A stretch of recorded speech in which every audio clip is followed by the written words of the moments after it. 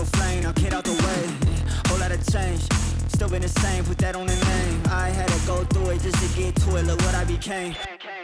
Elevate, level up, way to the top. Hello, everyone. Welcome to another episode of Star Motivates You. I'm Glenda Baker, and here's our host, Star Singletary. Hey. We are proudly sponsored by Best Buy. We'd like to take this time to thank my good friend, motivational and public speaker, Tony Keels, for being on the show this evening. I'm so glad to be here. Thank you both very much. It's great to see you. Thanks so much for being on here, Tony. It's my honor. Okay, so tell us about yourself. So, I am originally from Cincinnati, Ohio, second of 6 kids. Mom and dad have both passed away. Mom recently in February of this year. I have 2 daughters, Madison and Taylor. They live in Louisiana. I have a grandson named Maverick. He's my little pride and joy.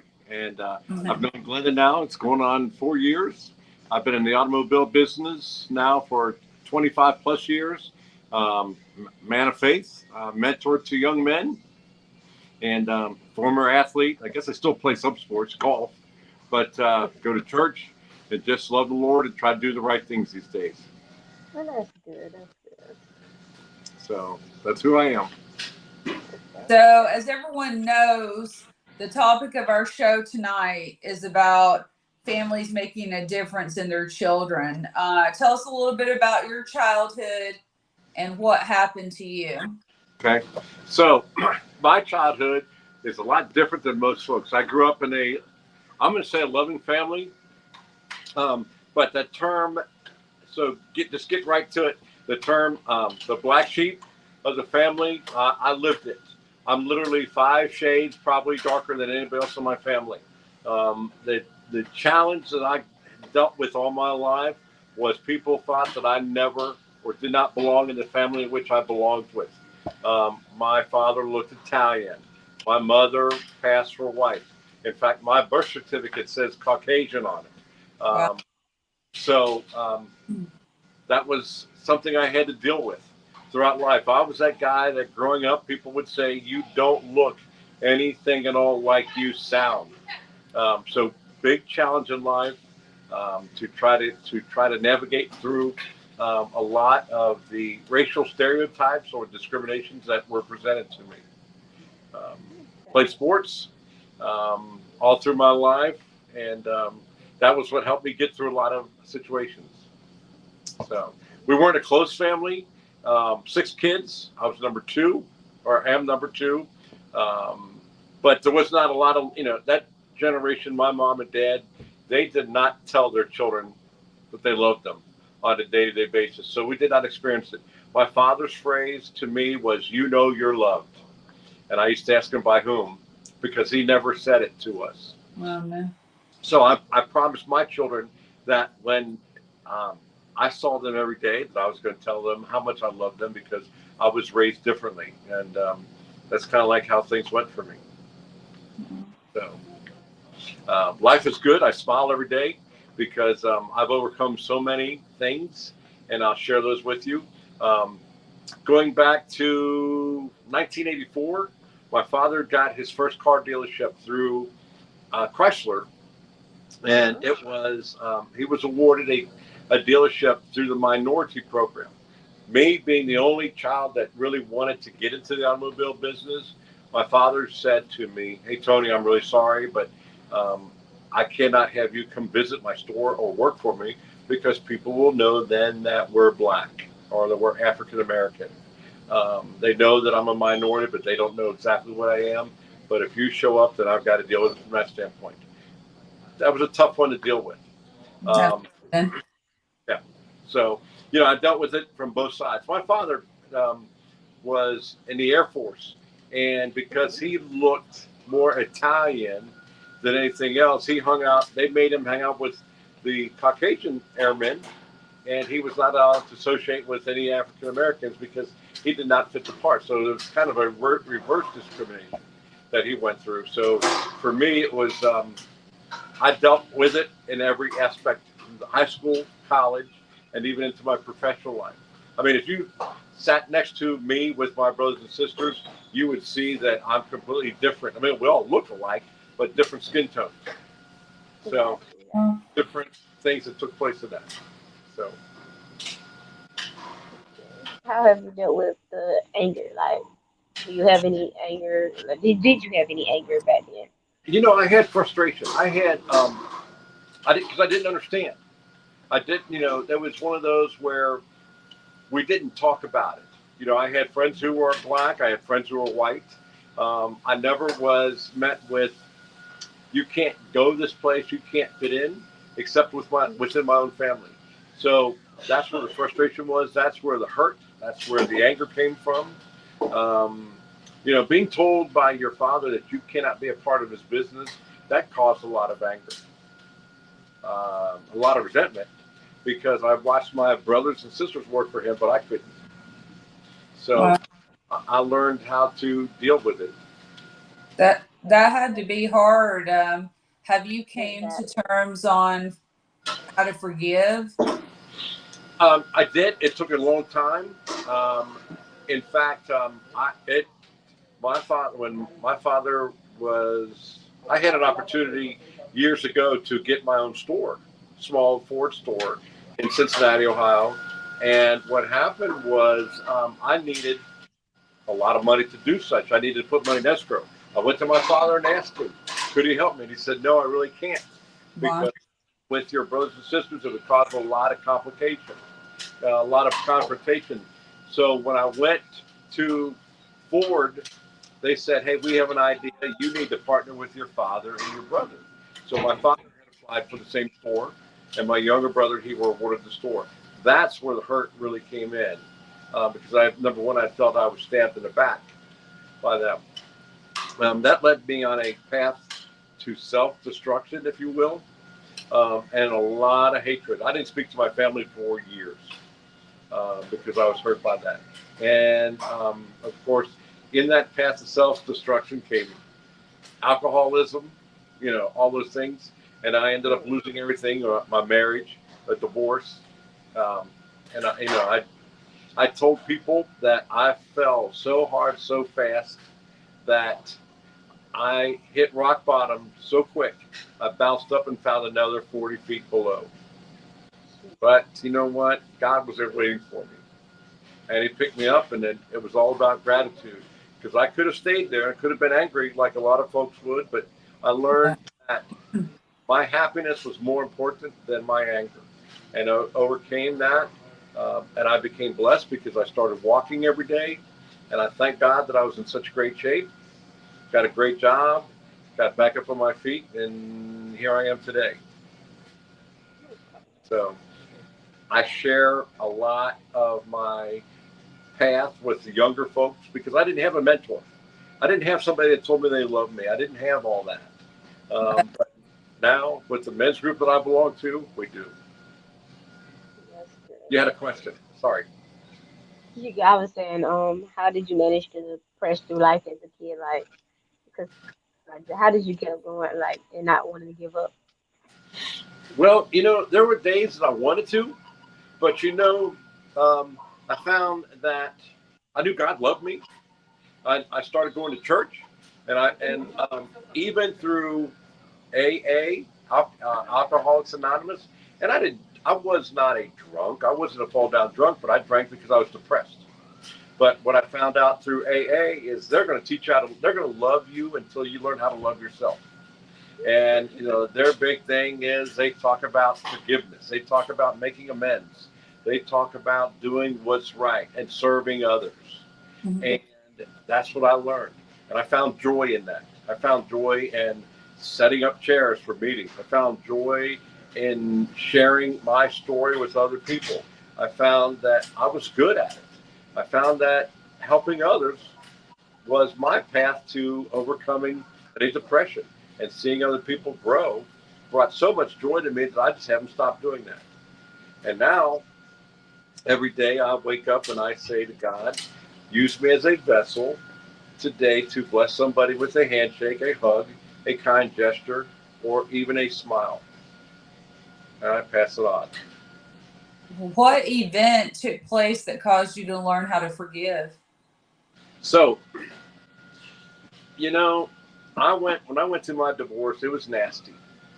Um, I I didn't go to prison, but I went to jail a few times, and the charges by my ex were trumped up. But I had a sister that stood by me through it, and she kept telling me, life is better, and all these situations are temporary, and I was supposed to learn something from it. From every bad situation, something good came out of it. So it didn't matter what I went through. I knew that there was joy on the other side of whatever event it was. And so no matter how bad I got, I knew if I just kept praising God, I would get through it and I would find joy. Um, that's how it worked. But so to answer your question, 2 years ago, major catastrophe. Went to Las Vegas for my sister's wedding and found out that she had really absconded lots of money from my mother that was due to the children, to my siblings. And she walked away with over $2 million. And we were left, as you know, less than $40,000 for the rest of us. A lot of stuff wasn't shared. Now, I have a brother and a sister that are so angry that it's a daily thing they go through with their anger. I have chosen to not let that set in with me because it blocks the blessings that come to you. And I've tried to share with them that their focus is in the wrong direction because they're not healthy. They're consumed with trying to get back at my other brother and sister, and they can't understand why I don't care. And I tell them all the time, I didn't have anything when mom and dad were alive. They didn't give me anything, and certainly I didn't expect anything when they've passed. So for me, life is too short to worry about things that I have no control over. Right. I'm I don't think it's that you don't care. It's that you're, like you said, you're putting your priorities and thoughts on something positive instead of just dwelling on that. You're right. It is like I have a grandson, Maverick, who is 6, and he has a tumor in his brain. And the blessing is it's not cancerous. The blessing is every day he shows his mother and me all kinds of love, all kinds of happiness. Mm-hmm. That's my focus. Yeah. So I believe that you choose to be angry. You can choose to be happy. And I choose to be happy. I learned a long time ago that it takes 45 muscles to frown and only 3 to smile. I'm kind of lazy, so I like smiling. I don't like to work that hard. That's right. So that's where that is. And, I know we talked about it. Here's one thing I'll never forget this. The Dr. Laura Schlesinger, I had an opportunity to talk to her, and I think I shared this with you, but Dr. Laura Schlesinger said to me, unhealthy people attract unhealthy people. Healthy people attract healthy people, which are you. And that was my genesis to begin to work on my healthiness, my attitude. Because you have to surround yourself with people that are healthy. Because if you want to maintain your healthiness, if you want to maintain your sobriety, you want to maintain your happiness, you need to surround yourself with like-minded people. Right. So, you and I talk about it. I don't have time to put myself around negative people. You just find a way to get away from them because I don't want to let anybody bring me down. Right. So, so with all that, like I said, I could choose to wallow in a lot of devastation, but it doesn't do any good. And when I see my grandson and see him smile, I know that life is precious and life is good. That's right. Okay. So, And could you tell us more about your program? my program, sure. So So when I first moved, this is a great story. Mhm. When I first moved to Georgia, I was invited to a Christmas party by one of the guys in my neighborhood who I just met. And when I was there, this fellow was across the room, and I kept looking at him. And I finally walked up to him and I said, I think I know you from 30 years ago. We played football against one another. And we got to talking. He introduced me to one of the guys that he was there with. And they had invited me to come to a men's group meeting. And when I walked into the meeting, I was the smallest guy in the room. I'm not too small, 6 foot, 220, pretty decent shape. But I'm in the room with all these monsters, big guys that came from every walk of life. And when I walked in, I said, "You guys remind me of that movie, Gideon's Army, the Men of 300." And that became the name of our group, the Men of 300. We now have about 60 guys in it. We meet once a month. We mentor 2 young men that need us. I work with kids in the foster care program. And that's where I get a lot of my joy, because I get a chance to talk to them and see how they develop and grow. It's something that I wish I had as a young man. But it's accountability. We share the word, but we also give guidance. We don't give advice, because with advice comes one of 2 things. It's either good advice or it's bad advice. So we just share experiences, and we get a chance to watch them grow and develop. And my one success story, a young man has been appointed to Annapolis, the Naval Academy. And I take great pride in knowing that I had a hand in helping him get there. So that's what I do that continues to bring me joy. And with that, all the other stuff just goes by.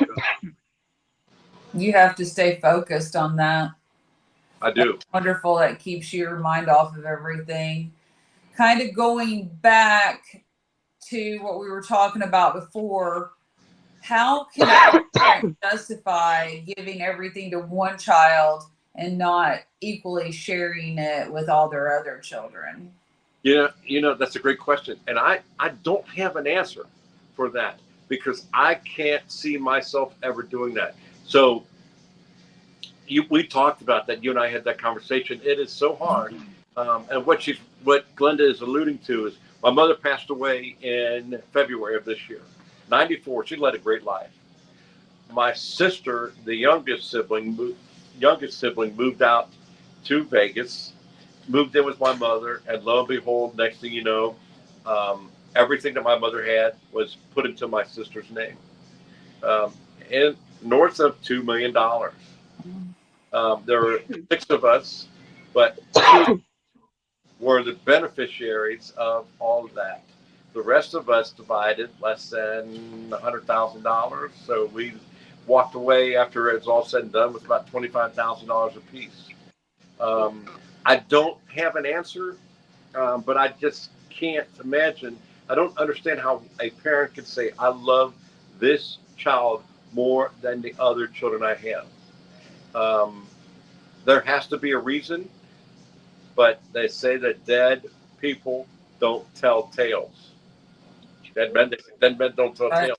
So I can't answer. And we can suppose all for the rest of our lives, but I just have to say it like this. I didn't receive anything when they were alive, so whatever I received from my mother from her death is a benefit to me. It's a blessing, and I'll use it as such to take care of my daughters, my grandson, and bless other people with what I'm able to do. So, again, I just try to turn any negative into a positive. You have to. Yes. I have to. You have to, yeah. We are at that age. I've got you by a few years, but at that age where every day I read that somebody I know has passed away unexpectedly, or they have an illness, and then I have to think, what impact can I leave upon the people that I have touched, that they can say that Tony Keels did something special for me, by a gesture or just a handshake, or as we talked about earlier. So that's where I just, like I said, it's redundant, But that's where I find my joy. And I just choose to not let other things get in the way of it. Do I get upset? Yes. But God teaches us patience. And I've learned this with what I went through with my family. You know, they talk about karma, and I guess there is such a thing as karma, but I believe God has a hand in all of that. But Denzel Washington says at funerals, you never see a U-Haul following a hearse because you can't take it with you. Right. So all that greed that people possess, Mm-hmm. Eventually they can die with all the stuff, all those things. But I'm wealthy because I have great friends. I have a great friend in you, so I'm blessed from that standpoint. Because money doesn't matter; Right. it's joy that matters, Right. and that's how I just deal with it. Do I get upset? Yeah, but it'll pass. That's right. And tell us, does it bring you joy to see some of the kids that you help, like to see them achieve goals? I'm sorry. Say that again. I said, does it bring you joy to like see some of the kids that you mentor to achieve their goals and succeed in life? Oh yeah. So it is for me to see the kids really grow, and even like where I work, to see the people here um, talk about what a positive impact a meeting with me has upon them, what a positive impact, just the aura of being positive um, around other people changes the way they live life, and that's what I look for. That's good. That's good. There's a ton of kids who give up and they end up harming themselves when they feel unloved by people. What gave you the motivation to keep going and not give up? You know, I think it is. I've met a lot of those people that gave up. You know, I have a very good friend that I grew up with. That sad story. He is lost his girlfriend of 15 years. A week later, his mom died. A week after that, his dad died. Then he took his own life. You know, I can't. That's the easy way out in life. That's really the easy way. My motivating factor is I can't see leaving people behind wondering why I stopped living. Right. And that's unfair to do that to somebody. So, my love is so great that I'm not going to do that to somebody else. So that's my motivating factor to keep on going. Yeah. Yeah. Yeah, it's just selfish to It do is. that. Very selfish. Yeah. Yes. What's one key advice you would tell your younger self? You know, I love that question. What would I have told my younger self? Slow down, enjoy life. I would have said, slow and steady wins the race. I would have said, you know, um, find joy, give peace, give grace to others, um, find a mentor, trust in lots, trust in mentors to help you. Because, like I said, you don't want people giving you advice, you want them giving experience. Exactly. That's what I think is the greatest gift that you can give to somebody younger is your time of, hey, this is what I went through, and this is what I found happened to me because I did this. And you're sharing those things. And that's what I think people don't take time to do. That's right. It's they have this great example where this teacher writes down 9 equations. 1 plus 1 equals 2, 2 plus 2 equals 4, 3 plus 3 equals 6, 4 plus 4 equals 9, 5 plus 5 equals 10, and the one student stops him and says, "You got that one wrong." And he says, "What about the 5 I got right?" People always focus on they always look for the fault instead of looking for the good. So I try to look for the good instead of for the fault. You got to always look for the good. You do. Can you give the viewers some advice on parenting and maybe some of the kids out there who might be going through abuse at home, some words of encouragement? Sure. Love your children. Guide your children. You know, it is, if you say something to them, do it.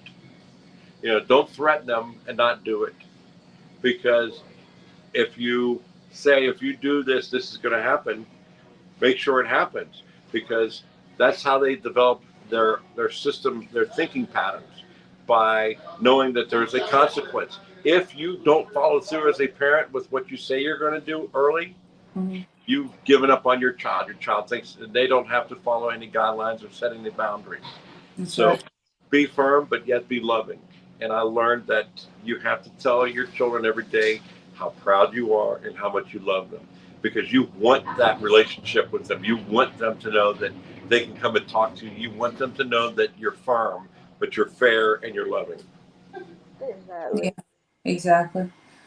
This has been such a great episode, because I hope that this will really reach the hearts of some parents out there who do make a difference in their kids, that hopefully they'll realize what they're doing, and maybe this might change the course for them and their family, and this will stop some of this. Because I mean, I know a lot of other people besides you, Tony, who this has happened to, and I just hope and pray that this reaches somebody out there, because like you said, you can't take this with you. When you leave this world, you're not taking the money with you, and what you are leaving behind is hurt between brothers and sisters. So hopefully this will reach some of the parents today.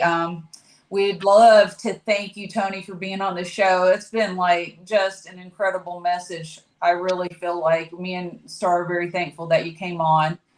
Yeah, thanks for being here with us today. And we'd also like to thank again our sponsor, Best Buy. We are looking forward to seeing you guys next week. We hope you guys will tune in at 7:30 p.m. for another Star Motivates You. We'll see you next week. Have a great evening, everyone. Star, it's been a pleasure. Glenda, thank you. We ain't the same. Get in your lane, stay in your lane. Wait, this ain't a game. Been through the flame, now get out the way. Whole lot of change. Still been the same, put that on the name. I had to go through it just to get to it. Look what I became. Elevate, level up, way to the top, headed to the peak.